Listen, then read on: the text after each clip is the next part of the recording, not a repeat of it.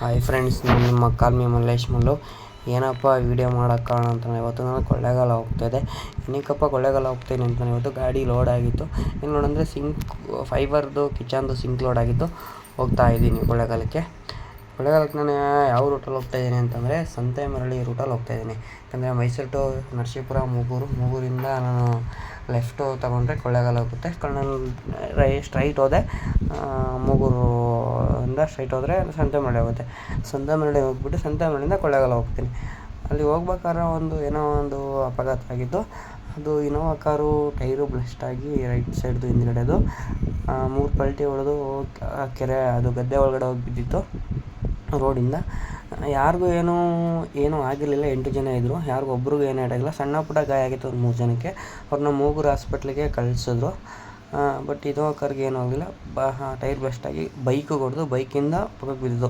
ಇನ್ನು 6 ಜನಕ್ಕೆ ಏನೂ ಆಗಿರಲಿಲ್ಲ. ಕೇರ್ಫುಲ್ ಇನ್ಸೂರೆನ್ಸ್ ಬೇರೆ ಇಲ್ಲ ಅಂತ ಹೇಳ್ತಿದ್ರು ಇನೋವಾ ಕಾರ್ಗೆ. ಅದೇನಂತ ನಮಗಿನ್ನೂ ಕನ್ಫರ್ಮಾಗಿ ಗೊತ್ತಾಗಲಿಲ್ಲ.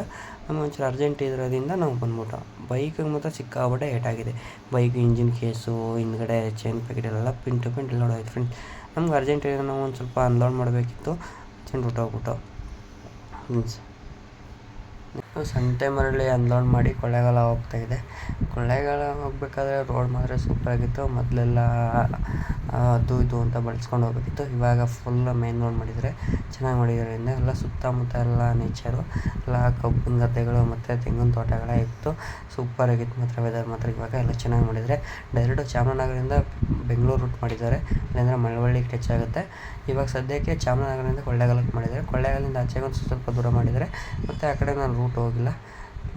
ಮಧ್ಯದಲ್ಲೆಲ್ಲ ಆಡು ಕುರಿಗಳೆಲ್ಲ ಆಟ 4-5 ಗಂಟೆ ಟೈಮಲ್ಲೆಲ್ಲ ಆಡು ಮತ್ತು ಹಸುಗಳೆಲ್ಲ ಮೈಕೊಂಡು ಮನೆಗೆ ಹೋಗ್ಬೇಕಾದ್ರೆ